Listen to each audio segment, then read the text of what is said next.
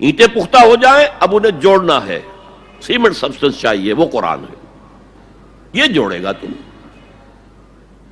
چنانچہ یہی بات حضرت شیخ الہند مولانا محمود حسن دیوبندی اسیر مالٹا نے اپنی اسیری سے رہائی پانے کے بعد واپس جب آئے ہیں تو دیوبند میں علماء کے ایک بڑے اجتماع سے خطاب کر کے کہی۔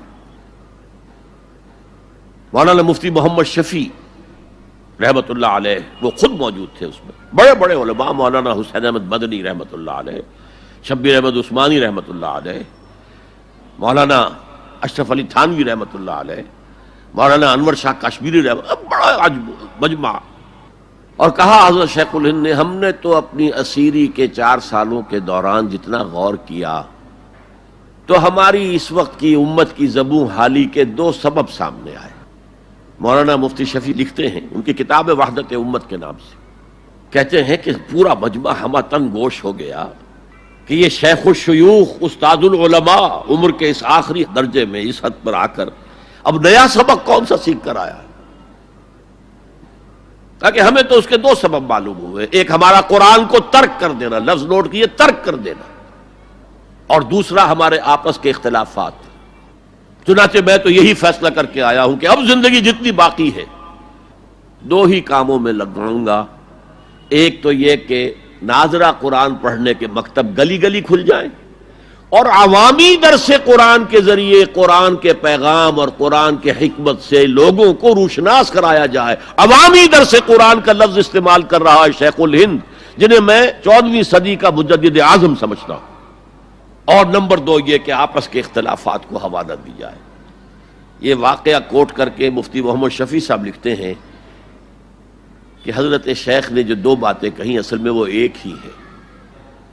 ہمارے باہمی اختلافات بھی تو اسی وجہ سے ہیں کہ ہم نے قرآن کو ترک کر دیا ہے۔ بتائیے شیخ الہند نے کیسے ترک کیا قرآن؟ مولانا مدنی نے کیسے ترک کر دیا قرآن؟ کیا مطلب اس ترک کرنے کا؟ حال تو یہ ہے کہ مولانا مدنی رحمت اللہ علیہ، حالانکہ وہ تو گرفتار نہیں ہوئے تھے، وہ تو والنٹریلی اپنے شیخ کی خدمت کے لیے گئے ہیں ساتھ، اور اس حد تک ان کی وفاداری اور ان کی خدمت گزاری کہ رمضان کا مہینہ آیا تو حضرت شیخ الہند نے حسرت کے ساتھ کہا زندگی میں یہ پہلا رمضان ہوگا کہ تراویح میں قرآن نہیں سن سکیں گے، اس لیے کہ نہ شیخ الہند حافظ تھے، نہ مولانا مدنی حافظ تھے، اور تیسرے ان کے ساتھ ایک اور تھے، ان کا میں نام بھول رہا ہوں، وہ سرحد کے پٹھانوں میں سے تھے، کوئی حافظ نہیں تھا۔ اب آپ غور کیجئے، استاد اور اپنے شیخ کی اس حسرت کو دور کرنے کے لیے مولانا مدنی روزانہ 1 پارہ حفظ کرتے تھے اور رات کو تراویح میں سناتے تھے، روزانہ 1 پارہ۔ اور یہ انہونی بات نہیں ہے، جب ساری زندگی قرآن ہی سے شغف رہا ہے تو وہ ہے تو صحیح ذہن میں، اب صرف ان کے لنکس ملانے ہیں آپس میں، اور کیا ہے؟ اصل میں قرآن کو ترک کرنے کا مطلب کیا ہے؟ وہ اصل میں ایک اور بہت بڑے عالم دین کی بات سنیے آپ، مولانا سید انور شاہ کشمیری رحمت اللہ علیہ، جو دیوبند سے آ کر آپ کے قریب میں ڈابھیل میں انہوں نے مدرسہ قائم کیا تھا۔ وہ ایک مرتبہ قادیان میں ایک جلسہ علماء کیا کرتے تھے ہر سال رد قادیانیت کے لیے، تو ایک سال اسی طرح وہاں علماء جمع تھے۔ اب جس نے یہ واقعہ بیان کیا ہے اس کا نام میرے ذہن میں اس وقت نہیں ہے، کہ میں صبح مولانا انور شاہ کشمیری رحمت اللہ علیہ کی خدمت میں حاضر ہوا تو دیکھا کہ غم کی تصویر بنے بیٹھے ہیں، بہت اداس، غمگین۔ میں نے پوچھا حضرت کیا معاملہ ہے، کوئی خاص سبب ہے؟ فرمایا بھائی کیا سبب ہے، یہ سوچ رہا ہوں کہ اپنی زندگی عمر ضائع کر دی۔ میں نے کہا حضرت آپ نے زندگی ضائع کر دی، عمر ضائع کر دی؟ آپ نے علم، بیہقی وقت کہلاتے ہیں انور شاہ کشمیری، جیسے امام بیہقی تھے، محدث اور فقیہ دونوں اعتبارات سے بلند، تو آپ نے پڑھنے پڑھانے میں، سیکھنے سکھانے میں ساری عمر گزار دی، تو آپ کی زندگی ضائع کیسے؟ کہنے لگے ہم نے سارا زور اسی پر رکھا کہ ثابت کر دیں کہ شافعی کی رائے صحیح نہیں ہے، ہماری رائے صحیح ہے۔ اسی کے لیے دلائل، اسی کے لیے بحثیں، اسی کے لیے لمبی چوڑی جو ہے ہمارے ہاں نشستیں منعقد ہوئیں مدارس کے اندر. حالانکہ اللہ کے ہاں یہ ہم سے سوال نہیں ہوگا. گمراہیاں طرح طرح کی پھیل رہی ہیں اور ہم ان بحثوں میں لگے ہوئے. حالانکہ زیادہ سے زیادہ یہ کہا جا سکتا ہے کہ قول اصحابنا ثواب محتمل الخطا، اور جو قول دوسروں کا ہے وہ خطا ہے محتمل الثواب. زیادہ سے زیادہ یہ کہہ سکتے ہیں ہم کہ ہمارے جو اسلاف ہیں، ہمارے جو اساتذہ ہیں، ان کا قول صحیح ہے، اگرچہ اس کے خطا ہونے کا بھی امکان ہے. ہم یہ نہیں کہہ سکتے کہ اس کے غلط ہونے کا کوئی امکان ہی نہیں، معصوم تو وہ نہیں تھے. اور قولہم، ان کا جو ہمارے سامنے ہے مد مقابل ہے، اور وہ شافعی ہیں. اصل تو جو ٹکراؤ تھا وہ فقہ حنفی اور فقہ شافعی کے مابین تھا. ہم صرف یہ کہہ سکتے ہیں کہ ان کا یہ قول خطا ہے، غلطی ہے، اگرچہ احتمال موجود ہے کہ وہی صحیح ہو.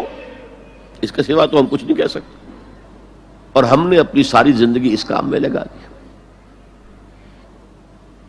لیکن میں کہہ نہیں سکتا اس پر کتنے رنج اور صدمے کا اظہار کروں کہ مجدد وقت شیخ الہند رحمۃ اللہ علیہ اور بیہقی وقت مولانا انور شاہ کاشمیری رحمۃ اللہ علیہ، ان کی ان باتوں کا کوئی اثر ان کے شاگردوں نے قبول نہیں کیا.